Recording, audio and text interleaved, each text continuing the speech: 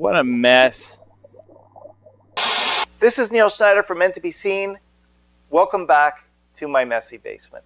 Now, during this pandemic, I've taken a really big interest in finding ways to add more immersion to entertainment experiences. And when I'm talking about entertainment experiences, I'm talking about video games, movies, TV, the whole kit and caboodle, really. And more than that, I'm very interested in finding ways to add immersion with the equipment, or as much of the equipment as possible, that we already own. Now, let me elaborate a little more as to what I mean. Okay, so let's first talk a little bit about video. So right now, if you were to go buy an HD TV or a display, most of what you'd go to purchase was likely going to be a 4K television or a 4K display, maybe a projector. Okay, and the thing about the 4K is it's not just that it's more resolution. So a full 4K display these days is 3,840 pixels across by 2,160 vertical, versus the previous generation, which is what I'm still using, which is 1,920 pixels across by 1,080. That's how we get the 1080p.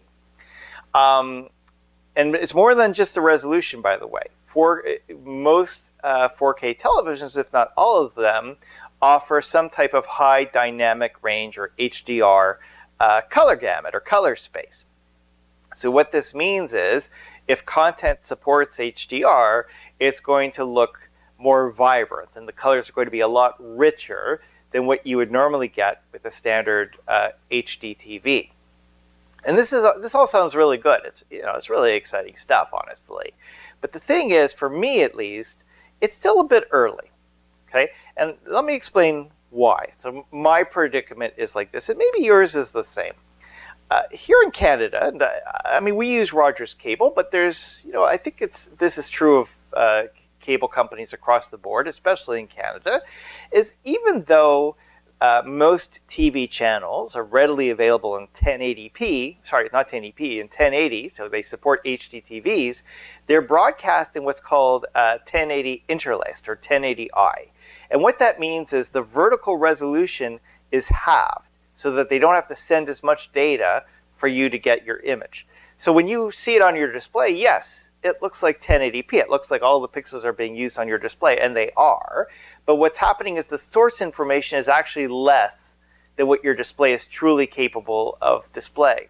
So the imagery isn't quite as sharp or as detailed as it could be. Okay? Now, the streaming, okay, so when I'm talking about streaming, I mean like Netflix or Amazon Prime or Disney Plus, that's a possible solution.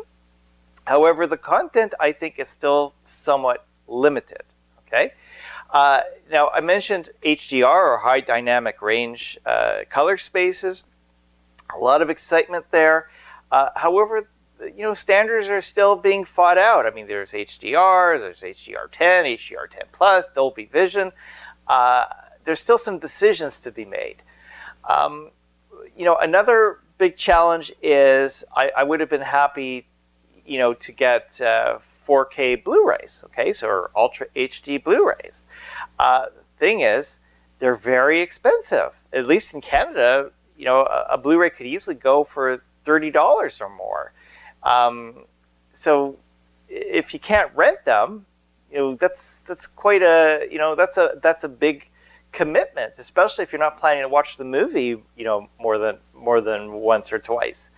Now, something to think about as well is, just as a comparable, if you go out to a movie theater, okay, which is really the premium out-of-home experience, it may surprise you to know that most movie theaters don't support 4K or high dynamic range color spaces. It's still, I think, unless I'm mistaken, but I think the standard resolution now is still 1920 by 1200 pixels. It's not that far above what you're going to get through an HD TV. So, if the movie theaters haven't all jumped on board with 4K and HDR, and the content isn't so readily available on all the content I really want to enjoy, I'm not in a big rush just yet. That said, when you take 4K content, when you take content that's of a higher resolution, and you downsample it and you reduce it to 1080 or something that my displays can handle, it actually looks really good. Okay, when I say it looks really good, I mean that you get some more of the finer details. The imagery looks smoother because there's fewer jagged edges, if you will. I find that this is a big plus for video games, and especially with movies. Like if I could get my hands on the 4K version and downsample it, I'm happy to do it. So even though for me it's a little early to jump into 4K, for my displays or all my displays, I still think it's important that we don't throw the baby out with the bathwater. Now that was just the video side. Let's talk a little bit about audio. Okay, I really enjoy surround sound. Okay, for as long as I can remember, I've always had surround sound speakers or a surround sound system. I use it, obviously for my work and the whole thing. It's very central. Okay, now what happened was I had to replace my previous surround sound. It broke down, so I had to get a replacement. And I've really taken an interest in Dolby Atmos and DTS-X. And these are the latest generations of surround sound technologies. Now, what's key is they do add a couple extra speakers to the mix. So normally if the standard is 5.1, which is 3 speakers in the front, so a left speaker, a center speaker, a right speaker, 2 surround sound speakers in the back, so that's where you get your 5 speakers, and the 0.1 is the subwoofer. What Dolby Atmos and DTS-X do is they add 2 or more speakers. Okay, usually the basic or the most modern version is 2 height speakers. Okay, there's all kinds of configurations, by the way, and what they do is they make the audio experience 3D objects. You get all these 3D audio cues that weren't there before. And I guess the best way to describe it is it's just a far richer 3D audio experience than you normally would get. Just no other way to put it. When you listen to a Dolby Atmos track versus a traditional surround sound track, there's a very big difference between the two. Now the thing is, so I have the receiver. I've got, I was able to get extra speakers. Everything's working, but getting content is really inconvenient. I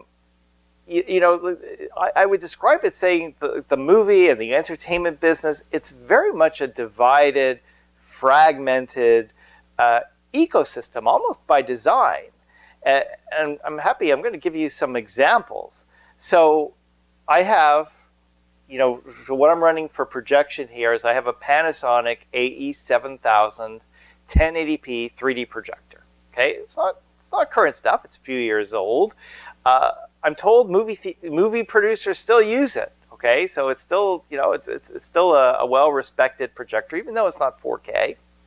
I mentioned I had to replace my old receiver, so I'm using an Onkyo TX NR595 receiver. Okay, and it runs Dolby Atmos, DTS-X, the whole shebang. Earlier versions of surround sound as well. So I've got it made, right? It sounds simple enough. Well, I couldn't be more wrong with that assessment. So let me first talk a little bit about Blu-rays. Okay, Blu-ray, in my opinion, is easily the best media source out there. Okay, they come in both full HD, which means 2K or 1080p resolution, and Ultra HD, which is the full 4K resolution. So 3,840 pixels across by 1,080 pixels vertically. In fact, when you buy an Ultra HD version of the Blu-ray, you usually I'm going to say all the time, but I'm going to say usually, so there's some margin of error there.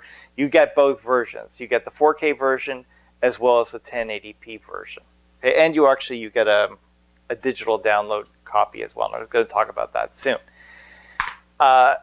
If you're like me and you've lived on cable TV all your life, and you put in a Blu-ray or a 4K Blu-ray for the first time, and you look at that quality, and it's like, oh my goodness, what have I been doing without? It's really incredible how much has been missing, even from a 1080 display.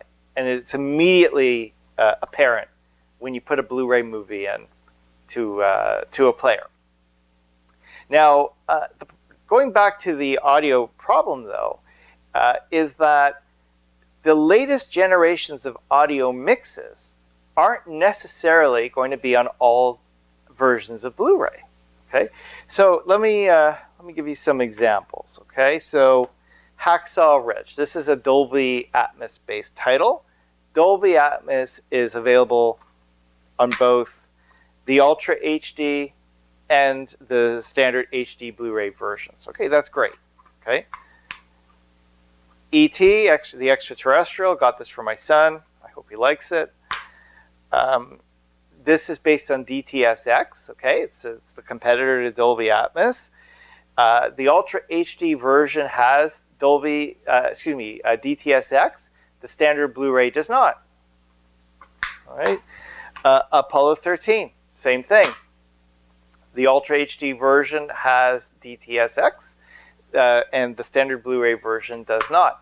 And if you look online, and this is true of Dolby Atmos as well, is you're going to find both. Actually, when I say true of Dolby Atmos, I mean true of Dolby Atmos and DTSX. If you compare the Ultra HD and the Blu-rays, you're going to get inconsistent results as to which Blu-rays support all the audio mixes. So that's a bit of a problem, okay? Because if I take, let's say I have an Ultra HD Blu-ray player, right, and I don't have a 4K display with HDR support or high dynamic range color support, what's going to happen is it'll sound fantastic, but the imagery is going to look really, really bland. And when I say bland, I don't just mean that it doesn't support HDR lighting. I mean that it's going to look very pale and bland compared to what normal content would look like on my 1080p display. The solution is, I mean, there's other solutions, of course, that we'll talk about on this program. But the only way around that, if you're using, or one of the only ways around that, I should say, if you're taking 4K content and playing on a standard display, is you have to have an Ultra HD Blu-ray player that will convert high dynamic range color to a standard dynamic range, or SDR color, and not all of the Blu-ray players do that. And again, we'll talk about this, at a later program. And as I mentioned before, you can't rent the Ultra HD if that's where you want to go, so you can get those fantastic audio mixes. You can't rent them, so be prepared to spend big dollars to get those 4K Blu-rays. Now the other thing, so I mentioned before, in addition to the Ultra HD and the HD Blu-rays, you also get a digital download, which is a key. You go online to the vendor and you get a digital download of the movie. Unfortunately, the digital downloads are not born equally. From what I've read online, you may not get a 4K download, or if you do get a 4K download, it may not include the full audio mix. So you're not necessarily going to get all the goodies that come built into the 4K Blu-ray media. All right, so we're going to have to talk about that on a later episode as well. Now, there is some good news here, and the good news is in streaming media. So this is another option, and I was really impressed, actually, because I'm old school. Okay, I apologize in advance. I'm old school, so I'm discovering things late in the game. Okay, so I recently subscribed to Netflix, and I subscribed to Disney Plus. And what I found is that the streaming quality was far better than I anticipated. Okay, it was better than what I get through cable TV. So, and when I say better, so if cable TV was 1080 interlaced, streaming media was definitely full 1080p rendering, which was really impressive. In short, the resolution is just a lot better, at least in Canada. The libraries are pretty good as long as you don't binge too much, which, by the way, this COVID-19 epidemic lockdown or, this social distancing, it's harder to not binge, okay? But they do have pretty good libraries, okay? And they do advertise themselves as having both 4K and surround sound technologies. In particular, they advertise themselves as having Dolby Atmos. I haven't seen DTS:X on any of the streaming services, but I have seen Dolby Atmos. However, streaming media has its own set of problems. Okay, the content, in my opinion, is, for at least for the Dolby Atmos, is somewhat limited. I was looking at Amazon Prime as an example. They have almost no Dolby Atmos content to speak of. They have maybe a handful of shows, and and when I say a handful, I don't necessarily mean all the fingers of a hand. Disney Plus, I had difficulty with surround sound on Disney Plus. I contacted technical support, and they told me that on personal computer, they don't support surround sound at all. And when I say at all, I don't just mean Dolby Atmos. I mean 5.1 surround sound, which is the basic surround sound. Netflix, what I found was they had the most Dolby Atmos content by far. However, relative to their full content library, the amount of Dolby Atmos content is still very limited. Now, but it's not just about the streaming service. The means of how we get the audio is inconsistent. I'll give you some examples. So let's say you have a games console, okay? PlayStation.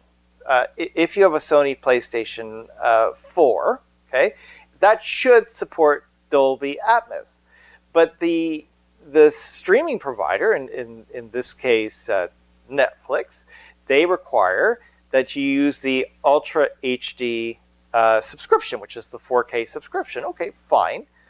But the thing is, Sony PlayStation 4 does not support 4K. You need to have the PlayStation 4 Pro, which I don't have. So Sony's off the list. What I read is that Dolby Atmos will work through Amazon Fire Stick. It will work through Apple TV. Won't work with Google Chromecast Ultra, which is again a means of 4K streaming.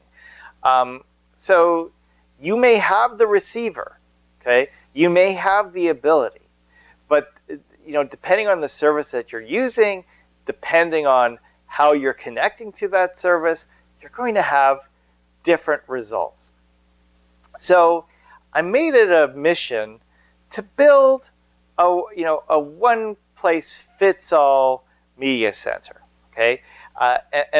So I have a few goals, okay? So my goal was to take a personal computer and make it the heart of my digital entertainment system. One box for everything.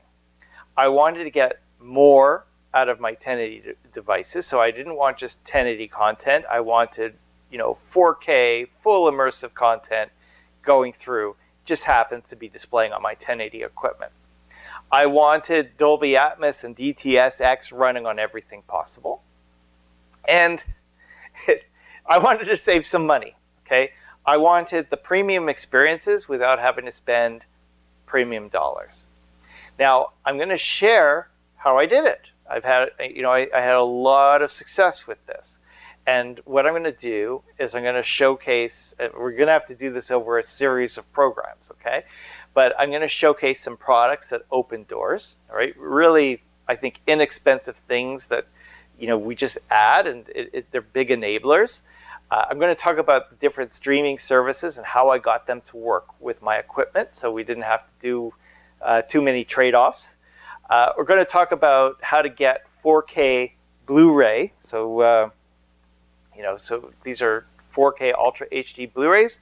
How I got them running on PC through my 1080 and looking fantastic.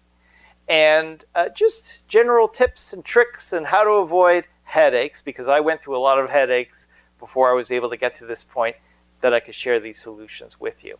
So I'm really excited about this.